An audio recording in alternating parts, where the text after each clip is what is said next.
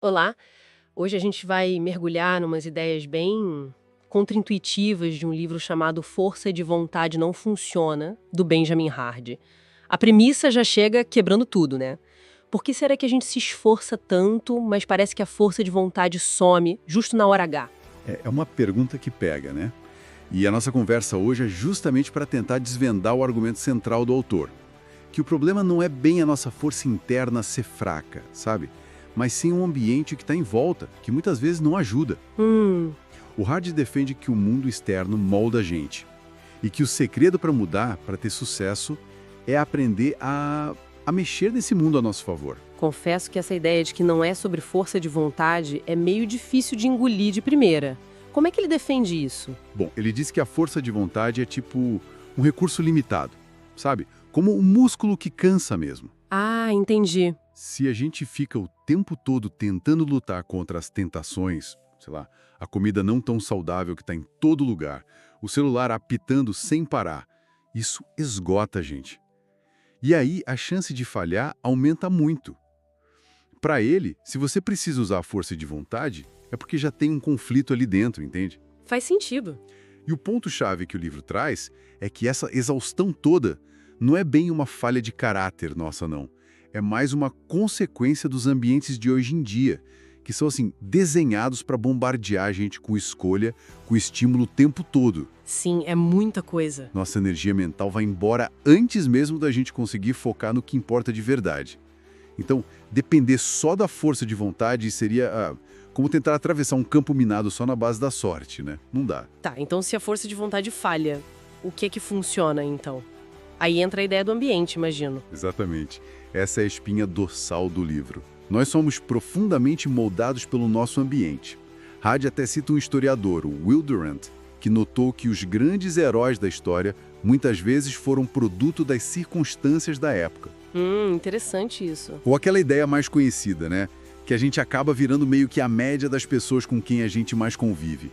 O ambiente influencia tudo, desde os nossos hábitos até o potencial de grana que a gente pode ganhar. É forte pensar nisso. E o mais incrível é a nossa capacidade de se adaptar, né? A gente pensa no Viktor Frankl, por exemplo, ou naquele estudo famoso dos ratos, o Parque dos Ratos, que mostrou como até o vício pode depender do ambiente. Sim, lembro desse estudo. A gente se adapta. O perigo é que muitas vezes a gente nem percebe e acaba se adaptando a ambientes que puxam para baixo. Então a grande virada de chave que o livro propõe não é ficar resistindo o tempo todo, mas sim projetar, sabe? Criar ativamente um ambiente que vai impulsionar a gente. O externo molda o interno. Então, bora cuidar do externo. Certo, isso faz bastante sentido. Mas como é que a gente faz isso na prática? Não é só tipo, vou mudar de cidade, né? Deve ter mais coisa. Não, claro que não. É mais sutil e ao mesmo tempo mais poderoso. O livro chama isso de design consciente do ambiente. Não é uma lista de truques, é mais uma filosofia assim. Como tornar o que a gente quer fazer quase automático e o que a gente não quer mais difícil. Uma das estratégias é o que ele chama de subtração produtiva. Parece simples, mas é forte. É eliminar mesmo, tirar da frente tudo aquilo que vai contra suas decisões. Tipo, Tirar a TV do quarto se você quer dormir melhor, deletar aquele aplicativo que te vicia, não ter besteira na despensa se quer comer melhor, sabe? Até cortar relações que te puxam para baixo. É a ideia do menos é mais. Menos opções ruins por perto, menos necessidade de usar a tal força de vontade. entendi. É tirar o obstáculo do caminho em vez de ficar pulando ele toda hora. Legal. Que mais? Outra frente é mexer nas opções padrão do ambiente. Fazer a escolha certa será mais fácil. A que acontece se você não fizer nada. Tipo a impressora que já imprime frente e verso por padrão. Exata. Ou deixar a roupa da academia separada na noite anterior. São pequenas mudanças que diminuem o atrito, a dificuldade para fazer a coisa certa. E tem aquela parte de criar espaços e momentos específicos também, né? Acho que o livro fala disso. Sim, fala muito. São os ambientes enriquecidos. A ideia é separar de propósito, sabe? Tempos e lugares para alta demanda, onde a gente busca desafio, crescimento, aquele estresse bom, o eu-estresse, e tempos e lugares para alta recuperação. Recuperação, tipo descanso? Isso, descanso de verdade. Sono de qualidade, se desconectar mesmo. Os dois são fundamentais, precisam ser intencionais no nosso dia. Não pode deixar rolar solto. Rituais ajudam muito nisso, tipo escrever um diário de manhã ou ter um cantinho só para focar no trabalho. Essas coisas criam âncoras. Além de controlar e focar, o livro também empurra a gente para buscar crescimento de forma mais ativa, né? Como se colocar em situações que meio que forçam a gente a mudar. Perfeito, é isso mesmo. São as funções determinantes. É basicamente criar estruturas que te comprometem com o resultado. Como assim? Pode ser, sei lá, investir uma grana num curso caro, que aí fica mais difícil desistir, ou ter um parceiro de responsabilidade, alguém para quem prestar contas, sabe?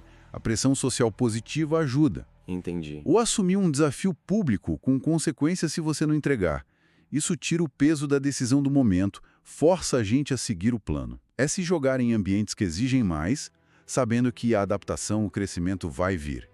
E ele fala também de buscar colaboração com gente diferente, de outras áreas, para gerar ideias novas, quebrar a mesmice. Essa abordagem toda parece bem menos sobre ser um herói solitário, né? E muito mais sobre ser inteligente na forma como a gente monta o nosso contexto. Exatamente. E para fechar esse raciocínio todo, o livro ainda traz um lembrete importante sobre humildade. Mesmo que a gente consiga transformar o nosso ambiente e a nós mesmos, é crucial não esquecer de onde a gente veio. Ah, isso é interessante.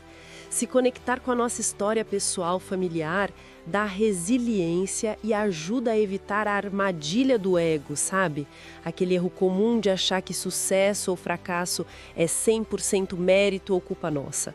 A psicologia chama isso de erro fundamental de atribuição. Reconhecer o papel do ambiente, das oportunidades, mantém os pés no chão. Então, resumindo, a grande sacada aqui. A mudança que dura mesmo parece que vem menos da nossa força bruta interna e mais de um design esperto do nosso mundo lá fora. Se você muda o ambiente, a mudança pessoal vem quase como consequência. É isso aí. E fica então aquela provocação para quem está ouvindo a gente refletir. Se o ambiente tem esse poder todo, qual seria talvez a única coisa no seu ambiente hoje que, se você mudasse ou eliminasse agora, teria o maior impacto positivo para alcançar seus objetivos?